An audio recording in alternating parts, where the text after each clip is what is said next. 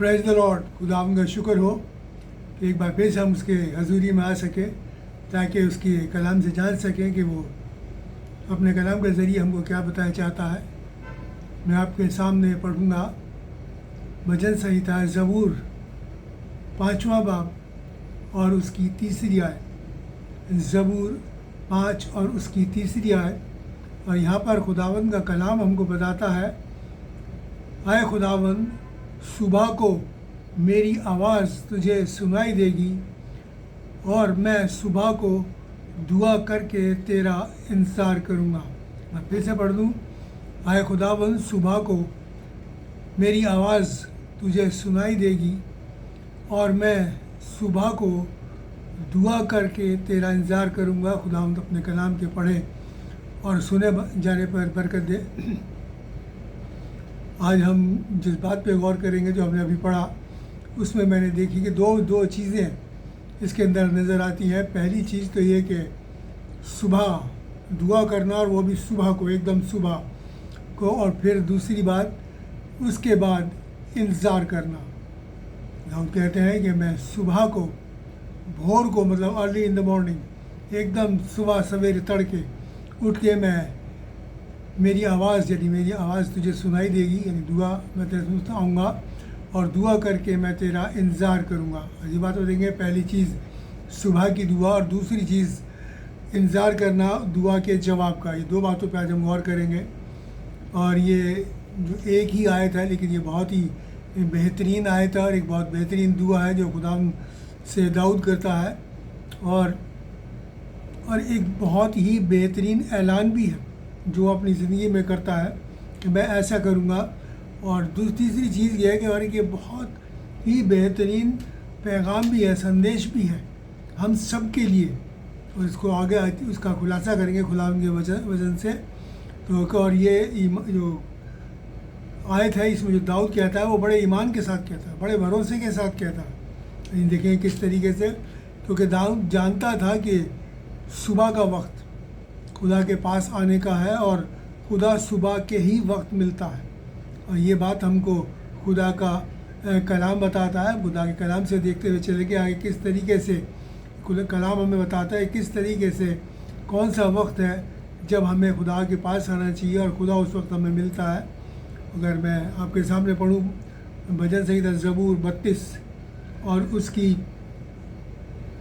6 और 8। ज़बूर 32 और उसकी 6 और 8 यहाँ पे लिखा है, इसलिए हर एक दीनदार यानी भक्त तुझसे सुबह के वक्त दुआ करे जब तू मिल सकता है। हर एक दीनदार यानी हर एक भक्त, जो खुदा उनका भक्त है, खुदा उनका चाहने वाला है, तुझसे सुबह दुआ करे जब तू मिल सकता है। ये खुदा ने अपने कलाम में ज़बूर में लिखा है। और ये वो टाइम है कि जब खुदावंद हमसे मिलता है। खुदावंद का कलाम हमें हर तरीके से बताता है कि हमें किस तरीके से अपनी ज़िंदगी के अंदर करना है, ज़िंदगी के अंदर चलना है और किस तरीके से अपने करना है। और जैसे कि अभी हमने आपके सामने पढ़ा 32 की 6 से 8। और यहाँ पर क्या लिखा है, मैं आपके सामने आयत पढ़ दूँ कि इस वजह से हर एक दीनदार तुझसे ऐसे वक्त में दुआ करे जब तू मिल सकता है, तो यकीनन तब जल की बाढ़ यानी सैलाब भी तुझे उस भक्त तक ना पहुंचेगा, उस दीनदार इंसान तक नहीं पहुंचेगा। सैलाब आ जाए, बाढ़ आ जाए तो अभी उस दीनदार इंसान तक नहीं पहुंचेगा। और तू ही मेरे छिपने का स्थान है, तू ही मेरी छिपने की जगह है। और देखिए क्या लिखा है कि तू संकट में मेरी मदद करेगा, तू दुख में मेरी मदद करेगा। अगर हम सुबह ही सुबह खुदावंद के पास आते हैं और तूने मुझे चारों तरफ से रिहाई के, छुटकारों के गीत से घेर लेगा, यानी कि मैं हर तरफ से अपने आप को हर बुराई से, हर परेशानी से आज़ाद पाऊँगा। और लिखा है पाऊँगा। और 8वीं आयत में क्या कहता है कि मैं तुझे अकल दूंगा और जिस रास्ते से तुझे चलना होगा उस पर तेरी अगुवाई करूँगा, यानी तुझे सलाह दूंगा। मैं तुझ पर नज़र करम रखूँगा, कृपा दृष्टि रखूँगा और तुझे सम्मति यानी तुझे सलाह दिया करूँगा। ये खुदा उनका कलाम हमको बताता है कि अगर हम सुबह उसके पास आते हैं, हर एक जो उसके चाहने वाले हैं, उसके लोग हैं, जो दीनदार लोग हैं, जो उसके पास आते हैं, जो रास्तबाजी की राह पे चलते हैं, खुदा उन कितने बड़े वायदे उसके पे करता है और किस तरीके से मेरे और आपको बताता है कि किस तरीके से वो दुख और तकलीफ में हमारी मदद करेगा, हमें चारों तरफ से छुटकारे के गीत से लेगा, हमें समझ देगा, अकल देगा और हमें जिस रास्ते पे चलना उसमें लेके चलेगा। अगर हम सुबह ही सुबह खुदा की हजूरी में आते हैं जिस वक्त कि वो मिल सकता है, खुदा की। और देखिए खुदा का कलाम आगे क्या कहता है, अगर आप नीति वचन पढ़ें अमसाल उसकी 8 और 17, और यहाँ पर खुदा का कलाम मेरे को और आपको बताता है, जो मुझे कोशिश से यानी यत्न करके सुबह ढूंढते हैं, खोजते हैं और मुझको पाते हैं। जो यत्न करके कोशिश करते हैं सुबह उठने की, सुबह उठना आसान नहीं है, बड़ी सुस्ती आती है, लेकिन जो इस काम को करते हैं वो उसके लिए कहता है, जो काम को करता है और ये काम के लिए हमें कोशिश करनी है, मेहनत करनी है, हमें उठना है, और वो कहता है वो मुझे पाते हैं, हर किस वो पाएंगे उसे। ये खुदा का कलाम है। अगर हम सचमुच में सुबह उठेंगे तो हम खुदावंद को पालेंगे, और इससे बड़ी चीज़ बात इंसान की, किसी भी इंसान की ज़िंदगी में ये नहीं हो सकती इससे बड़ी कि वो खुदा को पाले। इसलिए खुदावंद का कलाम कहता है कि जो मुझे सुबह ढूंढते हैं, सुबह उठ के यानी मेरे पास आते हैं, मेरी हजूरी में आते हैं, मेरी हजूरी में घुटने टेकते हैं, दुआ में मेरे सामने आते हैं, उसके लिए कहता है हमें इस काम के लिए हमें दिल से कोशिश करनी है। ये मेरे और आपको सोचना और इस काम को करना है, ज़रूरी हमें, मेरे और आपके लिए लाजमी है, ये कोई ऑप्शनल नहीं है। अगर हम सचमुच में खुदावंद को पाना चाहते हैं तो मेरे और आपके लिए ये बात बहुत ज़रूरी है। और देखिए खुदावंद का कलाम क्या कहता है, अगर हम ज़बूर भजन संहिता 46 और उसकी 5वीं आयत पढ़ें तो बड़ी खूबसूरत आयत है। यहाँ पर ये लिखा हुआ है कि खुदा उस शहर में है और उसे कभी भी टलने नहीं देगा, मतलब हलाक नहीं होने देगा, और पाँव फटते यानी सुबह ही सुबह पाँव फटते सवेरे ही उसकी हिफाजत करेगा, उसकी हिफाजत करेगा। यानी कि खुद जब जो इंसान सुबह ही सुबह खुदा के पास आता है वो लिखता है कि खुदा उन लोगों के नगर में, उन लोगों के शहर में रहता है। और लिखा है कि पाँव फटने का टाइम कौन सा है, ये वो टाइम होता है जब दिन निकल रहा होता है और रात डूब रही होती है, बिल्कुल सुबह अर्ली इन द मॉर्निंग का टाइम होता है। तो उसमें लिखा है और वो उसकी हिफाजत करेगा, यानी वो उसकी भी हिफाजत करेगा जो खुदा उनकी हजूरी में बैठा है दुआ में, और उसके नगर की, उसके शहर की भी हिफाजत की जाएगी। इसीलिए खुदा उनका कलाम कहता है कि जिस देश में तुम रहते हो उसके लिए दुआ करो और मैं उसको ज्यों का त्यों कर दूंगा, यानी कि उसको बिल्कुल उसकी ठीक कर दूंगा, उसकी गड़बड़ दूंगा। इसीलिए हम दुआ करते हैं और खुदा उनके कलाम के मुताबिक। इसलिए मेरे और आपके लिए बहुत ज़रूरी है कि हमें सुबह खुदावन की हजूरी में आना है। और कितनी कितनी बरकत है सिर्फ सुबह के आने में। और ये दाऊद इस बात को बहुत अच्छी तरह जानता था और ये मेरे और आपका पैगाम इसीलिए दिया है। इसीलिए एक और देखिए खुदा के लोगों के बारे में हम देखें किस तरीके से खुदा के लोग इस सुबह उठने को, खुदा की हजूरी में आने को कोई अहमियत देते हैं। अगर हम दानियल नबी की किताब पढ़ें और दानियल नबी की किताब उसका 6वां बाब और 10वीं आयत, दानियल 6 और उसकी 10, और यहाँ पर क्या लिखा है कि जब दानियल को मालूम हुआ कि उस खत के ऊपर दस्तखत हो चुके हैं, उस पत्र के ऊपर हस्ताक्षर होती है, तब वो अपने घर गया और अपनी उपरोटी कोठरी में यानी ऊपर वाली कोठरी में जिसकी खिड़की यरूशलेम की तरफ खुलती थी, अपनी रीति के अनुसार, अपनी आदत के अनुसार, अपने कायदे के मुताबिक वो जैसा दिन भर 3 बार परमेश्वर खुदा के सामने घुटने टेकता था वैसा ही तब भी करता रहा। कौन से खत पे साइन हुए थे? ये उस खत पे साइन थे जिसमें कि दानियल के मौत का फरमान जारी किया गया था राजा की तरफ से। कहानी बड़ी लंबी है, मैं उसमें जानना चाहेगा। और खुदा को उसको कहा गया था इसे शेरों की मान में डाल दिया जाएगा, तो भूखे शेरों की मान में। लेकिन खुदा जो जब उसे ये पता चला कि उस खत के ऊपर दस्तखत कर दिए गए हैं राजा की तरफ से, तो वो बिल्कुल नहीं घबराया। उसने क्या करा, वो जैसे दिन में 3 बार दुआ किया करता था, यानी कि सुबह, दोपहर और शाम, वो खुदा की हजूर में वैसे ही करता रहा। उसको किसी भी तरीके से उसके आदत से, उसके मोटो से हटा नहीं पाया। वो उसी तरीके से करता रहा। और हम जानते हैं कि खुदावंद ने किस तरीके से, अभी दानियल 6 में आप पढ़ सकते हैं, उस खुदावंद ने उसको शेरों की मान से, शेरों के बीच से बताया कि खुदा ने अपने फरिश्ते को भेज के शेरों के मुंह बांध दिए। तो खुदा हम किस तरीके से मदद करता है। और ये अहमियत ये है कि अगर हम सुबह, दोपहर, शाम, दिन में 3 बार, ये उसकी आदत थी, ये उसकी रीति थी जिसके मुताबिक वो खुदावन की हुजूरी में आया करता था। फिर सबसे चीज़ बात अब जो अभी हमने पढ़ा 10वीं आयत में, वो रोज़ काम को करता था बिला नागा, कोई बिना राग रोज में, और फिर दिन में 3 बार करता था। फिर और क्या थी, ये इसको उसने अपनी आदत बनाया हुआ था। मेरे और आपको भी खुदा की हजूरी में आना सुबह दोपहर अपनी आदत बनानी है कि ये हमारे जिस्म में, हमारी रूह में, हमारी जान में समा जाए और हम इस काम को करते रहें। ये हमारे स्वभाव में, हमारी नेचर के अंदर आ जाए। फिर मौत का फरमान भी उसे किसी भी तरीके से उससे अपने उस आदत से हटा नहीं पाया, उसे वरगला नहीं पाया किस तरीके से। वो अपने उसी नियम के मुताबिक, अपने उसी कायदे के मुताबिक, अपनी आदत के मुताबिक वो उस काम को करता रहा, बिल्कुल नहीं डरा। मौत भी उसको नहीं डरा सकी, और यही कारण है कि मौत उस पर गालिब नहीं आई, फतेह नहीं आई, और उससे खुदावंद ने अपने फरिश्ते को भेजकर दानियल को बचाया। ये बड़ी बड़ी अच्छी मेरे और आपके लिए मिसाल है कि खुदावंद की हजूरी में आना मेरे और आपके लिए कितना ज़रूरी पड़ता है। और इसीलिए दानियल जो खुदा का नज़ीर था, और खुदा ने अपने भेदों को उस पर ज़ाहिर किया, अपने भेदों को जो था अपने उसके ऊपर ज़ाहिर किया खुदावंद ने, और किस तरीके से उसने राजा के ख्वाबों के मतलब उसने बताया। और इसलिए खुदावंद के अनुसार हजूरी में आना मेरे और आपको अपनी एक आदत बनानी है। और देखिए खुदावंद का कलाम क्या कहता है। अगर हम यिर्मयाह नबी की किताब उसका 33वां अध्याय और 3री आयत पढ़ें, यिर्मयाह 33 और 3री आयत, वहाँ पर लिखा है, मुझसे दुआ कर और मैं तेरी सुनकर तुझे बड़ी और गहरी बातें, कठिन बातें जिन्हें तू अभी नहीं समझता तुझे बताऊंगा और तुझ पर मैं जाहिर करूंगा। खुदावंद कहता है कि मुझसे दुआ कर। इसी तरीके से और दानियल क्या करता था, खुदावंद से दुआ करता था। इसलिए खुदावंद ने वो बातें जो सबके लिए मुश्किल थी दानियल के ऊपर जाहिर करी, अपने कलाम के जो भेद थे वो उसके ऊपर जाहिर करे, राज कलाम के जो राज थे, भेद थे, वो दानियल के ऊपर जाहिर करें। और यही बात यिर्मयाह नबी ने भी हमें बता दी कि अगर हम उससे दुआ करें और उससे पूछें कि ये क्या है, ये क्या है, खुदावंद ये बता, तो वो हमें बताएगा। उसने अपने कलाम में बता दिया, और मैं तुझ पर ये भेद जाहिर करूँगा, तुझे बताऊँगा, तुझे चाहे कितनी मुश्किल बात की हो ना, क्योंकि खुदावंद के लिए कुछ भी मुश्किल नहीं है, वो सब कुछ कर सकता है। वो उन भेदों को भी मेरे और आपके ऊपर जाहिर करेगा जिन्हें अभी हम नहीं समझते, वो भी समझाएगा। ये खुदा का कलाम है। और कब समझाएगा, जब हम उससे दुआ करेंगे, उसके पास आएंगे, उसके नज़दीकी हम आएंगे।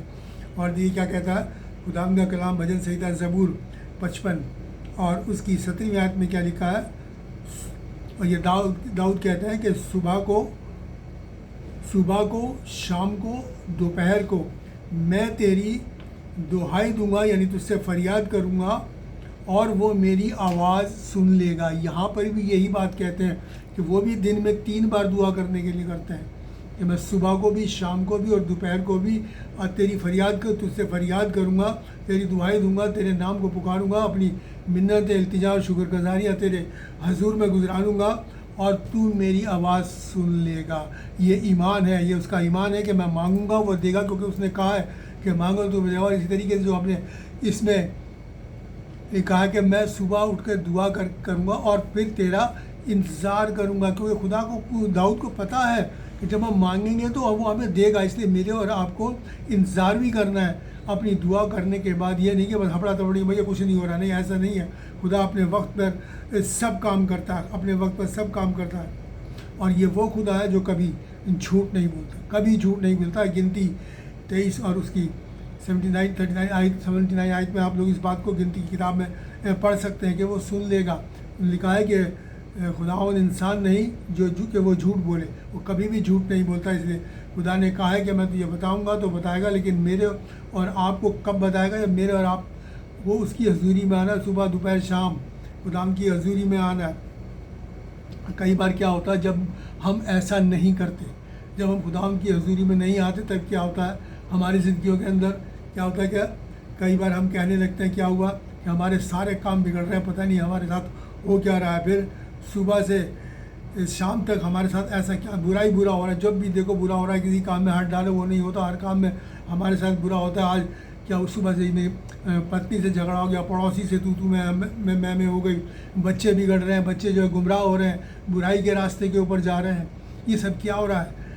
कभी हमने गौर करा क्या हमने वो वक्त जो खुदा का है वो उसको दिया? क्या वो वक्त हमने उसको दिया?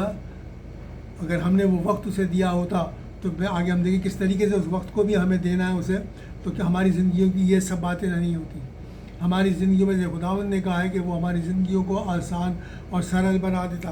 अब देखिए खुदावंद का कलाम क्या कहता है कि पहला इतिहास तवारीख उसका 15 और 13वीं आयत में क्या लिखा है। तवारीख 15 और पहला तवारीख 15 और 13 यानी पहला इतिहास में लिखा है कि हमारा खुदावंद हम पर टूट पड़ा क्योंकि हमने उसकी खोज उसके कायदे के मुताबिक नहीं की।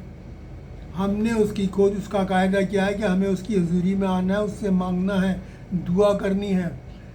हमने अपने मसलों को उसको नहीं दिया, अपनी बातों को, अपनी परेशानियों को उसको नहीं सौंपा, तो फिर वो हमारी ज़िंदगी में कैसे, जब हम मांग ही नहीं रहे तो वो देगा क्या? उसने कहा है मांगो तो हमें तुम्हें दिया जाएगा।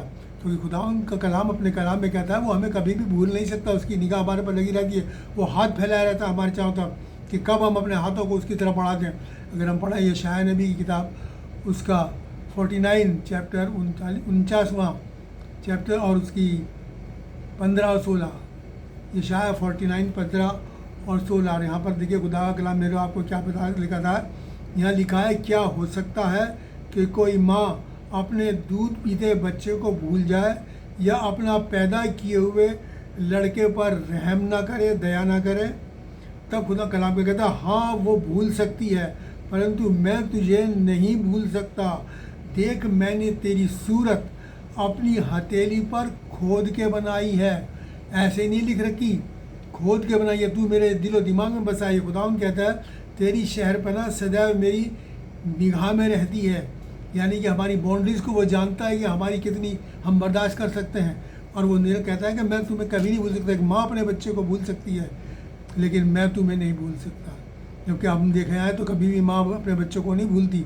और खुदा कहता है मैं इससे भी कहीं ज़्यादा तुमसे प्यार करता हूँ, क्योंकि मेरा चित्त, तुम्हारी शक्ल जो है मेरी हथेली के ऊपर बनी हुई है। जैसी मैं देखता हूँ तुम्हारी शक्ल नज़र आती है।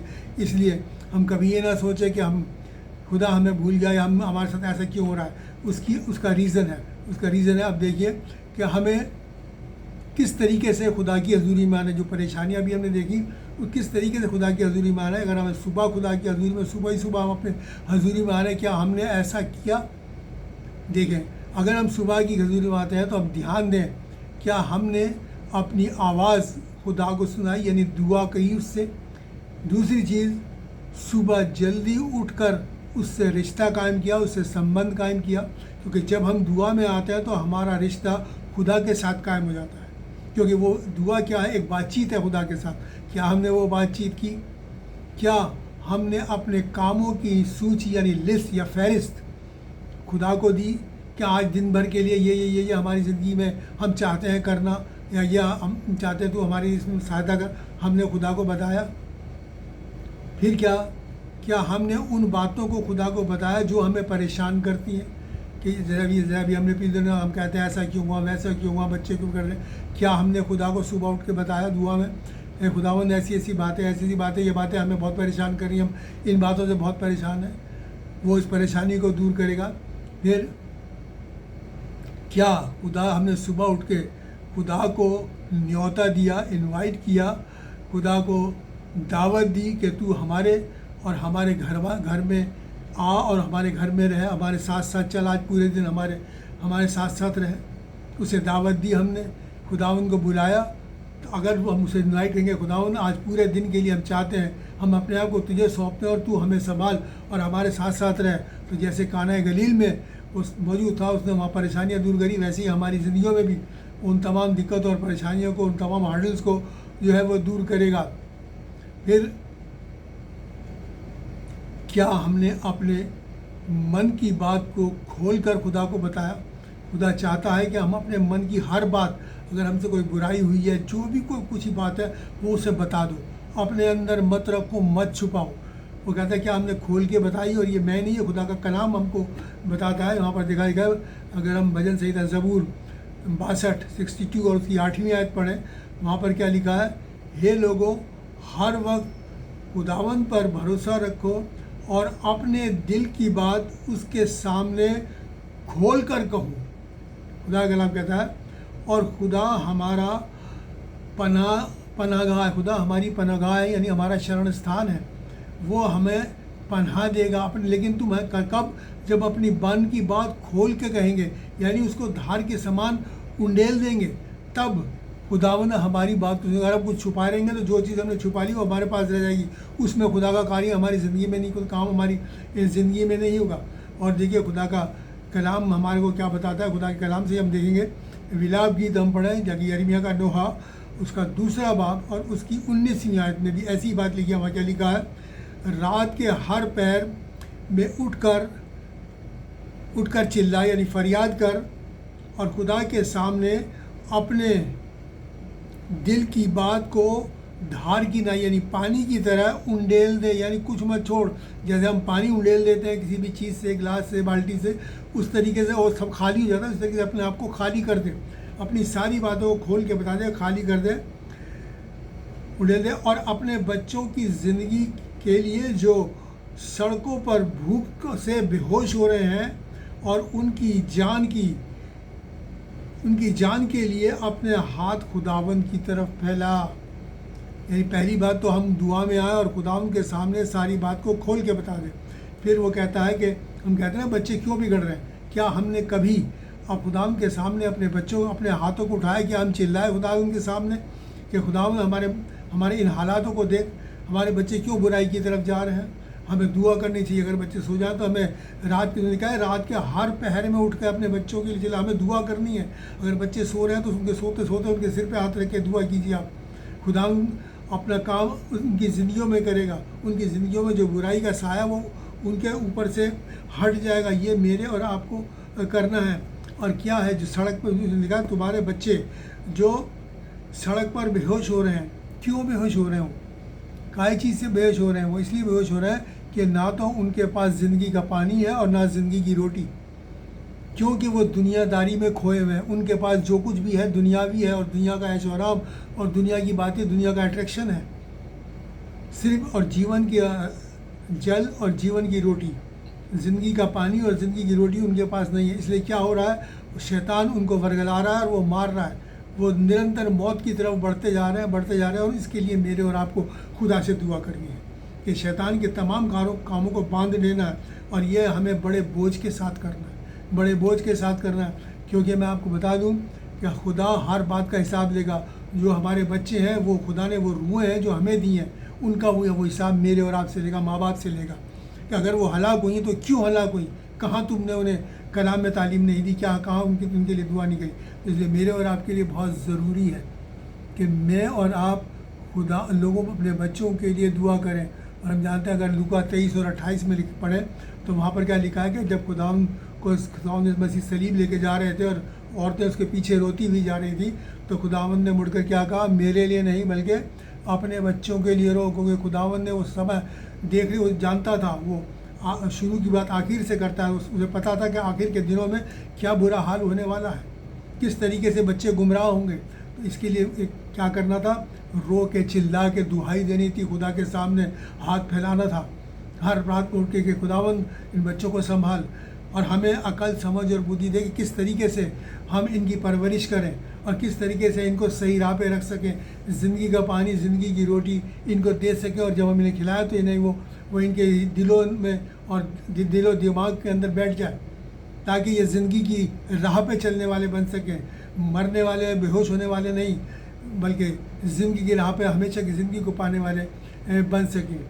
दूसरी चीज़ यह तो हमने देखा कि किस तरीके से हमें सुबह उठ के दुआ करनी है, और किस तरीके से अगर हम करेंगे तो हमारे सारे काम बनने लगेंगे, खुदा की हजूरी हमारे साथ बनी रहेगी, क्योंकि हम सुबह ही खुदा को बुला लेंगे अपने पास और वो आएगा। और लिखता है पाँव फटते ही वो आ जाता है। वो तो तैयार होता है लेकिन हम सोए रहते हैं। लेकिन मेरे और आपको अब उठना है। फिर दूसरी चीज़ जो मैंने कहा था वो कि हमें इंतज़ार करना है। दुआ करने के बाद मेरे और आपको खुदा को दुआ के जवाब का इंतज़ार करना है। दाऊद यही बताना चाहते हैं मेरे और आपको। देखें ज़बूर उसका 25, भजन संहिता 25 और उसकी 3री आयत में क्या लिखा है?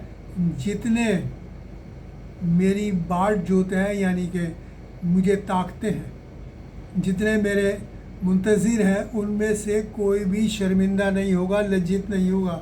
जितने मेरी ओर ताकते हैं, मेरे मुंतज़िर हैं, उनमें से कोई भी शर्मिंदा नहीं होगा। यानी कि हम दुआ मांगेंगे, हम शर्मिंदा नहीं होंगे, हमें उसका जवाब मिलेगा हाँ और आमीन के साथ। खुदावंद उसका जवाब देगा और जो मांगेंगे वो मिलेगा। और देखिए खुदा का कलाम क्या कहता है। इसी तरीके से हम ज़बूर 40 और उसकी पहली और दूसरी आयत पढ़े तो वहाँ पर क्या लिखा है, मैंने सब्र से खुदा पर उम्मीद रखी, उसकी बाट जोई और उसने मेरी तरफ झुककर मेरी दुहाई को यानी मेरी फरियाद को सुन लिया। उसने मेरी तरफ झुककर मेरी फरियाद को सुन लिया और मुझे सत्यानाश यानी हलाकत के गड्ढे और दलदल से बचाया और मुझे मेरे पैरों को उसमें से निकाल कर चट्टान पर खड़ा किया और मजबूत किया और दृढ़ किया। किसने? जिसने खुदावंद की ओर निगाह की। अगर सचमुच में हम खुदावंद की ओर निगाह करेंगे तो वो कहता है कि मैं, उसने झुककर हमारी सुन ली। हम दुआ मांगेंगे, खुदा आसमान को झुका के नीचे आ जाता है मेरे और आपको सुनने। आप सोचिए कितना प्यार वो मेरे आपसे करता है। कौन सी दलदल में से उसने मेरे और आपको उबारा, निकाल के खड़ा करा। उस दल में, गुनाह की दलदल में से, परेशानियों की दलदलों में, दिक्कतों की दलदलों में से, बीमारियों के हर किस्म की दिक्कत और परेशानियों की दलदल में से, चाहे वो हमारी ज़ाती हो, चाहे वो हमारी ख़ानदानी हो, चाहे वो हमारी कलीसिया हो, चाहे वो हमारी समाज की हो, उसमें से निकाल के वो क्या करता है, उसने हमें चट्टान पे खड़ा करा। कौन है हमारी चट्टान? मसीह। हम मसीह में दृढ़ किए जाते हैं, मसीह में मजबूत किए जाते हैं, मजबूती से खड़े रहते हैं। अगर हम मसीह में हैं तो मजबूत रहते हैं। और देखिए खुदावंद का कलाम क्या बताता है, और लिखा है कि भजन संहिता यानी ज़बूर 34 और 5 में लिखा है, जिन्होंने उसकी तरफ निगाह की उन्होंने ज्योति पाई, यानी उन्होंने नूर पाया, यानी वो नूरानी हो गए और वो कभी शर्मिंदा नहीं हुए। जो भी खुदावंद की तरफ निगाह उठाता है, अपने हाथों को उठाता है, खुदावंद कहता है कि वो उनका चेहरा वो नूरानी। हम देखते हैं मूसा खुदावंद की हज़ूरी में गया था, उसका खुद का चेहरा नूरानी हो गया था। और हम भी इस तरीके से सुबह शाम दोपहर कर खुदा की हुजूरी में जाएंगे तो हमारा चेहरा भी नूरानी होगा, हमारा दिल और दिमाग सब खुदावंद के नूर से यानी उसके कलाम से भर जाएगा और खुदावंद की हुजूरी हमारे साथ बनी रहेगी और शैतान का कोई भी काम हमारी ज़िंदगी में कामयाब नहीं हो पाएगा। देखिए आगे क्या कहता है, खुदावंद क्या कहता है, और इस काम करते वक्त मेरे और आपको एक चीज़ का ख़ास ध्यान रखना है। जब हम खुदा की तरफ निगाह उठाएं तो निगाह उठाने के वक्त का भी ध्यान करें। खुदा कहता है सुबह, एकदम सुबह तड़के, एकदम पौ पड़ते, सुबह सुबह शाम उस वक्त का ध्यान करें। और वो वक्त मेरे और आपको खुदावंद मसीह ने भी बताया। हम खुदावंद मसीह के फॉलोअर हैं, उसके पीछे चलने वाले हैं, उसके नक्शे कदम पर चलने वाले हैं। देखिए खुदावंद का कलाम क्या कहता है, पहला पतरस 2 और उसकी 21 में क्या लिखा है कि मसीह हमें एक नमूना दे गया कि हम उसके नक्शे कदम पर चलें। नमूना देगा उसके नक्शे, और वो नमूना क्या है? देखिए मरकुस नसील की इंजील का पहला बाब और 35वीं आयत में क्या लिखा है कि सुबह वो दिन निकलने से पहले उठकर एक सुनसान जगह पर गया और वहाँ दुआ करने लगा। मसीह यीशु सुबह दिन निकलने से पहले यानी पौ पड़ते टाइम वो पहुँचा, सुबह तड़के एकदम सुबह सवेरे उठकर एक सुनसान जगह में गया और दुआ करने लगा। अब मेरे और आपको ये काम कितनी ज़िम्मेदारी के साथ करें। खुदावंद ने जो दुआ, ये कलाम इसमें लिखा है, ये मेरे और आपकी नसीहत के लिए कि मेरे और आप भी खुदावंद मसीह के नक्शे कदम पर चलने वाले बन सके, मैं और आप भी। और उसके नक्शे कदम पर चलने का मतलब यह है कि सुबह उसकी हजूरी में आए, कम से कम 3 बार, 3 बार तो हम उसकी हजूरी में ज़रूर आए, लेकिन सुबह उसकी हजूरी में आना कभी ना भूलें। एकदम आप सुबह उसकी हजूरी में देखिए खुदावंद का काम किस तरीके से आपकी ज़िंदगी में होगा। वो पाँव पड़ते ही तो खुदा मौजूद है, लेकिन हम क्या है, गहरी नींद में सो रहे हैं। लेकिन अब मेरे को जागना, जब कलाम आप तक पहुँच गया, जागे और दुआ में उसके पास आए और फिर देखिए आपकी ज़िंदगी किस तरीके से बदल जाएगी, तमाम परेशानियाँ दूर आएंगी। और हम चाहते हैं अगर हमारी दुआओं का जवाब खुदावंद से हाँ और आमीन के साथ मिले तो मेरे और आपको चाहिए कि उस वक्त का ध्यान करें, खुदावंद की हजूरी में आने का ध्यान करें, ताकि हम उसकी हजूरी में आकर हम इन तमाम नेमतों बरकतों को जो हमने अभी पढ़ी हैं उनको हासिल करते हैं। खुदावंद आप सबको बरकत दे। आइए हम दुआ मांगे। शुक्रगुजार हैं प्यारे बाप आसमानी तेरे कलाम के लिए, नेमतों बरकतों के लिए, और पिता परमेश्वर इस बड़े पैगाम के लिए तूने हमें दिया कि हमें किस तरीके से तेरी हजूरी में आना है, किस वक्त तेरी हजूरी में आना है, ताकि प्यारे पिता परमेश्वर जब तू मौजूद हो तो हम बाप आसमानी हम तेरी हजूरी में आए, और तेरी हजूरी पिता परमेश्वर हमारे साथ उस दिन नहीं बल्कि हमेशा तक बनी रहे। अगर हम रोज़ आएंगे तो तेरी हजूरी रोज़ हमें बनी रहेगी, और रोज़ ब रोज़ हमारे कार्य जो है वो काम जो है कामयाब होंगे, और पिता परमेश्वर हमारी ज़िंदगी जो है वो एक खुशहाल ज़िंदगी होगी। इसलिए पिता परमेश्वर सबके लिए बरकत मांगते हुए दुआ खुदा यीशु मसीह के नाम से मांगते हैं, आमीन। और अब हमारे खुदा यीशु मसीह का फजल, खुदा बाप की मोहब्बत और पाक रूह की रिफ़ाक़त हम सब के साथ और तमाम मसीह ईमानदारों के साथ अब से लेकर हमेशा तक होती रहे, आमीन। खुदावंद आप सबको बरकत दे।